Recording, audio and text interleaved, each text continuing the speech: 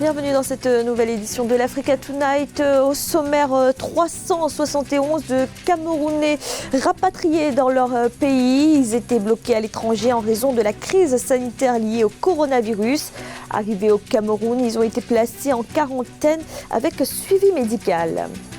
La pandémie de Covid-19 et ses conséquences économiques. En Égypte, le taux de croissance devrait baisser à 5,1% au cours de l'exercice budgétaire 2019-2020. Une hausse du chômage est également à prévoir. Et la pénurie de matériel médical, préoccupation majeure face à la propagation du coronavirus. Un virus qui peut provoquer une insuffisance respiratoire dans les cas les plus graves. Les respirateurs artificiels sont alors nécessaires. La question de l'approvisionnement en appareils de ventilation se pose déjà sur le continent. Des frontières fermées en raison de la pandémie de coronavirus et des personnes bloquées loin de leur pays d'origine. C'est le cas de 371 Camerounais qui ont pu être rapatriés, annonce faite par le ministère des Relations extérieures. De retour au Cameroun, ils ont été placés en confinement pour une durée de 14 jours. Nelly Kodebessa. Les Camerounais bloqués à l'étranger depuis le 17 mars 2020 suite à la fermeture des frontières liée à la pandémie de coronavirus ont été rapatriés. Selon le ministère des Relations extérieures, ce sont 371 personnes qui sont arrivées au Cameroun. 110 d'entre elles, en mission dans les pays de la zone CEMAC, ont regagné le pays par voie terrestre. 97 ont été ramenés le 24 mars par Kenya Airways, tandis que 164 Camerounais sont rentrés via Ethiopian Airlines, respectivement les 18 et 28 mars 2020. Au niveau du droit international, le Cameroun est dans l'obligation de faire revenir un certain nombre de ses citoyens qui en expriment la détresse et la demande. Le Cameroun ne pouvait pas se débiner de cette obligation-là. Les ministères des Relations extérieures, des Transports, de la Santé publique et de l'administration territoriale ont été mobilisés pour le retour de ces citoyens. Les nouveaux arrivants ont donc été placés en quarantaine avec suivi médical pour la période prescrite de 14 jours. Ils sont en confinement dans les hôtels réquisitionnés par les autorités administratives. C'est au Cameroun maintenant de prendre les mesures les plus rigoureuses pour contenir ces citoyens qui seraient porteurs de virus pour que cela soit mis en quarantaine. Face au défi du coronavirus, le ministère de la Santé publique du Cameroun a mis en place plusieurs stratégies de prévention et de détection des cas de Covid-19 conformes aux orientations proposées par l'Organisation mondiale de la santé. Et les effets de la pandémie de coronavirus commencent déjà à se faire ressentir sur les économies. L'Égypte prévoit une baisse de son taux de croissance à 5,1%, avec des secteurs qui pourraient être particulièrement affectés, l'alimentation, l'hébergement ou encore le commerce de détail. Une hausse du chômage est également attendue. Graziella Tchakounte, commentaire Victoria Sedji. Dans quel état seront les économies après la pandémie de Covid-19? La question taraude les gouvernements du monde. En Égypte, les voyants sont au rouge. Les autorités prévoient une baisse à 5,1% du taux de croissance contre une prévision initiale de 5,6% pour l'exercice 2019-2020. Le taux de chômage, quant à lui, passera à 8,5%. L'offre de biens et de services sur l'économie nationale va baisser vu le fait que la force de travail donc ne sera pas en capacité de fournir la main-d'œuvre nécessaire pour alimenter le marché. Donc la demande, l'offre de biens et services va certainement diminuer. Et également, la demande sociale également va être impactée parce que donc il y aura moins de revenus, donc les populations vont perdre des revenus. Il faut dire que l'impact du coronavirus se fait ressentir sur de nombreux secteurs, notamment sur ceux de l'alimentation et de l'hébergement, des services ménagers, de la fabrication, du commerce de gros et de détail ou encore du tourisme. Pour limiter les dégâts, une hausse de 33% des investissements publics au cours de l'exercice 2020-2021 est annoncée. L'enveloppe passera ainsi de 211 milliards de livres égyptiennes à 280 milliards. Et généralement, c'est la politique utilisée, c'est-à-dire la politique des dépenses. C'est-à-dire que la politique des dépenses, la relance de la demande. Quand il y a des crises comme ça, et la crise de 1929, c'est ce qui a été utilisé aux États-Unis, le New Deal, pour essayer de relancer l'économie, donc par la relance de la demande sociale, par la relance de la consommation. Donc c'est un très bon programme, si ça se réalise, donc permettra justement de relancer la consommation, donc de permettre aux entreprises d'investir, et en investissant, donc ils vont créer de l'emploi, et en créant de l'emploi, justement, ils vont créer aussi des revenus de la consommation nationale qui va être relancée. Les autorités annoncent en outre une augmentation de 64% des prêts et des bons du Trésor, alors que 100 milliards de livres égyptiennes ont été annoncés par le président Abdel Fattah al-Sisi pour soutenir la bourse et l'économie locale à 40% informelle. Ces mesures seront-elles suffisantes pour éviter la récession qui plane sur de nombreuses économies? Rien n'est moins sûr.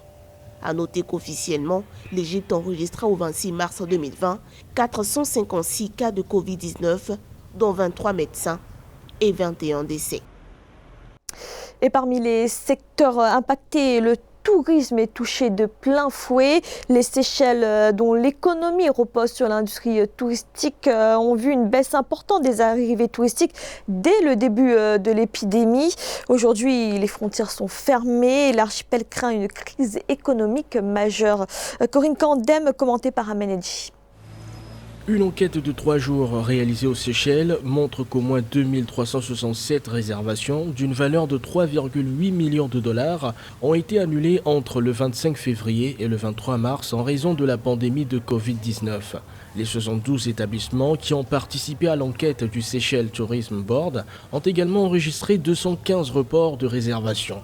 Pour rappel, le tourisme contribue à plus de 60% du produit intérieur brut du seul pays d'Afrique, considéré à haut revenu par la Banque mondiale. Par rapport à une croissance prévue de 5%, nous prévoyons que la croissance dans le secteur du tourisme diminuera de 50%.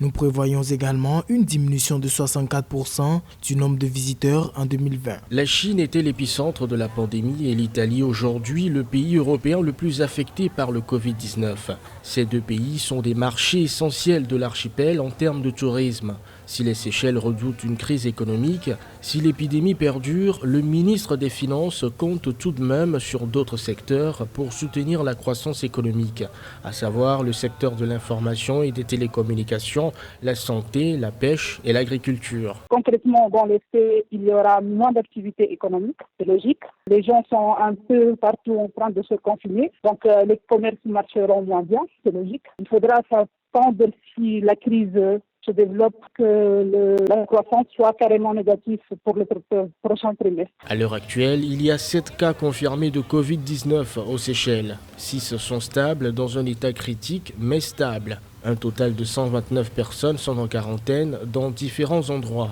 Le gouvernement a pris diverses mesures pour endiguer la propagation du virus. C'est certainement l'une des plus grandes inquiétudes que suscite cette crise sanitaire, la pénurie de matériel médical et particulièrement les respirateurs artificiels indispensables en réanimation pour les patients souffrant d'une insuffisance respiratoire. Une préoccupation également sur le continent où le nombre de cas devrait augmenter dans les prochaines semaines. Corinne Kandem, commentée par Nelly Claude Bessa. Alors que le bilan mondial de la pandémie de coronavirus continue de s'alourdir avec plus de 415 000 cas détectés et plus de 18 000 décès, la pénurie de matériel médical commence à se faire de plus en plus ressentir. Si gants et masques sont des instruments importants dans ce combat, les conséquences de la pénurie en respirateurs artificiels qui permettent la ventilation des poumons chez les personnes souffrant d'insuffisance respiratoire pourrait être désastreuse. Le continent africain, pour l'heure, est le moins touché, se prépare à une avalanche de cas dans les semaines à venir et ces appareils de ventilation artificielle seront plus que jamais vitaux. Le défi des respirateurs, ce n'est pas seulement les pays africains, c'est tous les systèmes de santé aujourd'hui qui sont confrontés à ce défi d'avoir la quantité suffisante de respirateurs, sachant qu'on ne peut pas anticiper le nombre de cas qu'on aura, sachant que l'épidémie évolue de manière ascendante. Pour certains patients qui tomberont gravement malades après avoir contracté le Covid-19 dans les semaines et les mois à venir, un respirateur artificiel pourrait faire la différence entre la vie et la mort. Selon Marius Foury, directeur général de la branche sud-africaine de Dräger, une marque allemande spécialisée dans la fabrication de respirateurs et d'autres équipements médicaux, les chaînes d'approvisionnement se concentrent sur la livraison de machines dans les pays qui en ont le plus besoin. L'épicentre actuel de la pandémie mondiale est l'Europe. L'Afrique n'est actuellement pas en tête des listes d'approvisionnement. Il y a certainement une pénurie de ventilateurs à l'échelle mondiale et nous faisons tous de notre mieux pour donner à chacun une chance équitable. Il est également injuste d'essayer maintenant de sauter la file d'attente. L'Afrique est malheureusement en dernière ligne en ce moment. En janvier-février, l'épicentre de l'épidémie de Covid-19 était la Chine et les chaînes d'approvisionnement mondiales y étaient concentrées. Depuis, cela s'est déplacé en Europe, en particulier en Italie et en Espagne. Les deux pays connaissent des taux de mortalité importants. L'Italie a enregistré plus de 10 000 décès, tandis que l'Espagne a enregistré 5 690 décès samedi 28 mars. Et dans le reste de l'actualité, les négociations sur le barrage de la Renaissance, toujours source de tensions. L'ambassadeur de l'Éthiopie au Kenya estime que les États-Unis ont dépassé leur rôle d'observateur dans les négociations. Les États-Unis qui avaient annoncé en février dernier leur intention de faciliter un accord, ce n'est pas leur rôle, répond l'Éthiopie. Kamesh Katapoulé, commenté par Victoria Sedi. Les négociations concernant le projet du barrage de la Renaissance tournent toujours au ralenti. Selon l'ambassadeur éthiopien au Kenya, Mele Salem Tekia, les États-Unis ont enfreint leurs prérogatives lors des dernières négociations avec l'Égypte et le Soudan, car selon l'Éthiopie, les États-Unis souhaitent faciliter la signature de cet accord. L'Éthiopie a d'emblée rejeté cette proposition et précisé qu'il revenait aux trois pays de rédiger cet accord sur la base de leurs négociations. Mais le secrétaire au Trésor américain est passé outre cet avis, dépassant ainsi leur rôle d'observateur. Depuis novembre 2019, les États-Unis et la Banque mondiale parrainent les discussions entre les trois États. En visite en Éthiopie le 19 février 2020, le secrétaire d'État américain Mike Pompeo avait pourtant affirmé qu'une solution ne sera pas imposée au pays.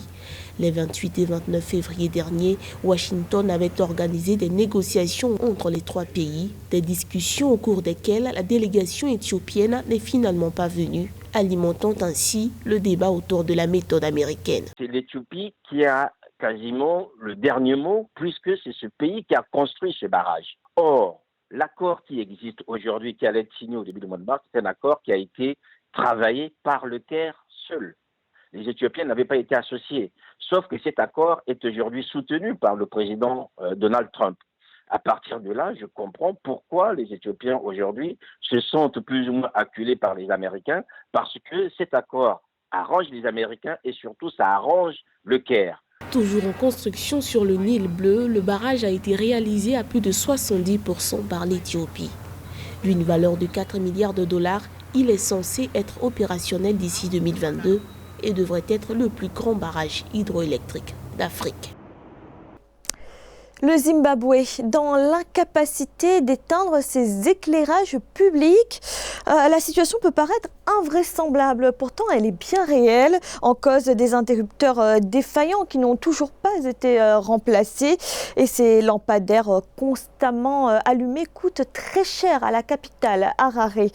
Kamesh Katapoulé, commenté par Amen Ali. Le Zimbabwe fait face à un problème de maintenance de ses éclairages publics. Dans la ville d'Harare notamment, les lampadaires restent constamment allumés. Et pour cause, les interrupteurs diurnes sont défaillants. Une situation qui pourrait coûter plusieurs milliers de dollars par mois au Zimbabwe, déjà empêtré dans une crise économique. Les interrupteurs diurnes ne fonctionnent plus. Nous en avons commandé et les remplacerons dès que nous serons livrés. Si nous éteignons ces éclairages publics maintenant, nous ne pourrons plus les rallumer une fois la nuit tombée. Depuis plusieurs années déjà, la ville tente de remplacer ses éclairages publics par des lampes solaires. L'objectif, faire des économies. Mais le projet a été freiné à plusieurs reprises en raison d'actes de vandalisme. En 2016, la municipalité d'Harare s'était notamment fait voler 52 batteries de lampes solaires. Des actes qui peuvent s'expliquer par de nombreux délestages. Les réverbères qui sont généralement installés sur les candélabres en bordure de route, généralement, à l'apparition de la lumière du soleil, s'éteignent automatiquement. En tout cas, je parle de ce que moi je vois par exemple ici au Cameroun. J'ai vu ça dans des pays voisins également, au Tchad ou en Guinée équatoriale. Pour le cas du Zimbabwe, voilà la proposition que j'aurais à faire. Parce qu'en fait, on est autour de 5 mètres, voire 7 mètres d'altitude. Donc, quand vous avez ces lampadaires là-bas, c'est difficile pour quelqu'un de venir en plein jour et de grimper sur ces poteaux-là sans le matériel approprié pour aller arracher. D'autre part, j'indique que dans un pays où vous voyez pratiquement une sorte d'oligarchie qui, entre guillemets, prend en otage des ressources publiques, ça crée des frustrations dans la population à telle enseigne que lutter contre le vandalisme à un moment, c'est un peu comme si vous luttiez contre le moulin avant. Pour lutter contre ces actes de vandalisme, Harare prévoit l'installation de caméras.